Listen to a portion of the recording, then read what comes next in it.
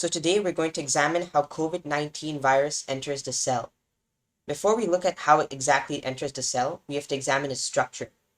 The COVID-19 virus is composed of three different types of proteins: spike proteins, envelope and membrane proteins, and nucleocapsid proteins.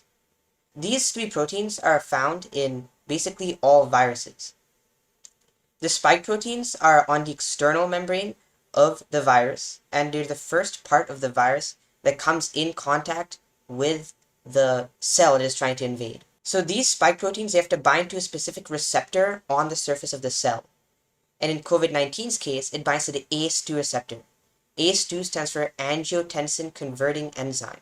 When the COVID-19 virus binds the receptor, the cell thinks it's angiotensin and lets it in because it can't determine what exactly is entering the cell. The only way it can determine what is entering the cell is by what binds to the receptor. So after the spike proteins are the envelope and membrane proteins. And these proteins serve to form the lipid bilayer that surrounds the RNA genome that's inside the virus. The RNA genome is basically it controls what the virus does, and it basically is the brain of the virus. So first, the COVID-19 virus attaches to the cell. As we said, it attaches to the ACE2 receptor. Various types of viruses can enter through different systems, such as the respiratory system, the gastrointestinal tract, and the urogenital system, even a wound in the skin, so it can enter through the blood or through the eyes, basically soft organs. However, when you get a virus, you don't immediately get affected. It depends on what cell the virus first infects, and also how much of the virus is inside your body. Also, the immune response has to fight the virus, so it depends how strong your immune response is. If you have a weak immune response, then it won't be able to destroy much of the virus and you'll get sick. But if you have a strong immune response, then your body can defend against the virus and you won't get very sick. So viruses, their primary purpose is that they want to replicate themselves. And so, as we said, the first stage is attachment. And so it finds this is the receptor and this is the spike protein on the surface of the COVID-19 virus. So this receptor binds to the angiotensin 2 converting receptor on the cell.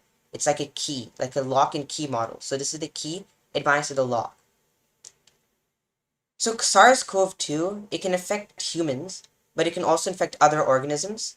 These are the different types of coronaviruses, basically respiratory system viruses. And SARS-CoV-2 jumped from a different animal to humans.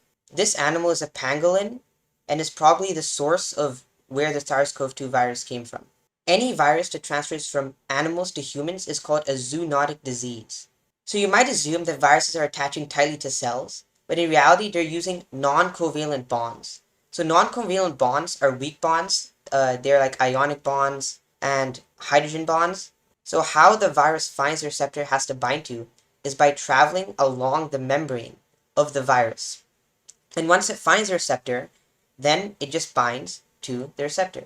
They use a number of techniques. One of them is molecular cloning, which is when the cell expresses mRNAs, messenger RNAs, by creating proteins, and then the proteins that are synthesized can be inspected and the receptor can be identified.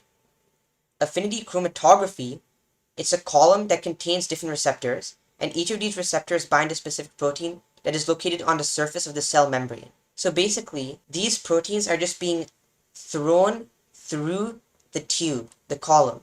And so the proteins that specifically bind to receptors, they will bind, while the rest will just completely travel through the column. We can also use antibodies. Antibodies bind to antigens. Antigens are basically parts of the virus, such as the spike protein of the virus. And so whichever antibodies bind to the antigen can be used to discover what the receptors are. But then you may be asking, how did scientists discover the COVID-19 receptor? So this process is detailed in an article, and this is the article. It's published in Nature magazine. So in this article, it was telling that before COVID-19 arrived, there was a virus called SARS.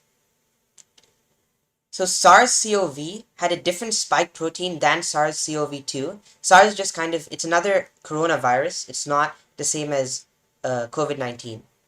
So there were two spike proteins, And the spike proteins contain two different domains. Protein domains are parts of protein that do not change. They have one structure, and no matter what happens, their structure does not change.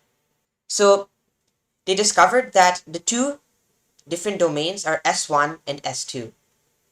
So S1 was binding to Vero E6 cells, but not to 293 T cells. And so they had to figure out which protein in these Vero E6 cells were binding to S1. So they took three different proteins, they labeled them with a tag, and then mixed the three proteins with the Vero E6 membrane proteins. So then an antibody was used, and the tags were precipitated. The proteins that bound on the tag were then run on gel electrophoresis. This is a diagram of gel electrophoresis. There are different sample wells where samples are inserted. There's a negative electrode and a positive electrode, and that's connected to a power supply. So what happens is there's a current traveling through this gel. Based on the size of the fragments of DNA, those fragments will travel different distances throughout this gel.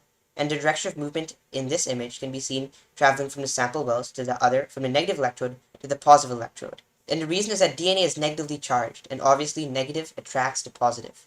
So in this case, the proteins that were binded were run onto the gel electrophoresis, and they found out that one of the proteins, cell surface proteins, was ACE2.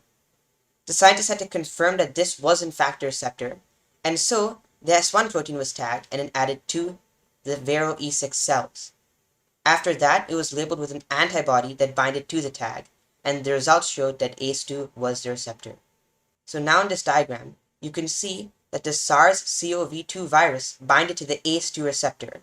As you can see, the spike protein has binded to the receptor. And so, but what happens after this? So now there's a process that occurs called receptor-mediated endocytosis. Receptor-mediated endocytosis is basically when some kind of molecule binds to a receptor, the cell it basically folds in the plasma membrane and allows those molecules to come inside the cell as it travels through a vesicle. So this is a diagram of receptor-mediated endocytosis for a COVID-19 virus. So now we can see that once it binds to the ACE2 receptor, the cell creates a vesicle and COVID-19 enters the cell. Once that happens, the viral RNA is released from the vesicle, and using the ribosomes inside the host cell, the viral genome is duplicated. The second method that SARS-CoV-2 can enter the cell is through spike protein priming. So what happens is that there's a protease, it's basically a protein enzyme called TMRPSS2. And so what this does is it cleaves the S2 domain that causes a change in the spike protein.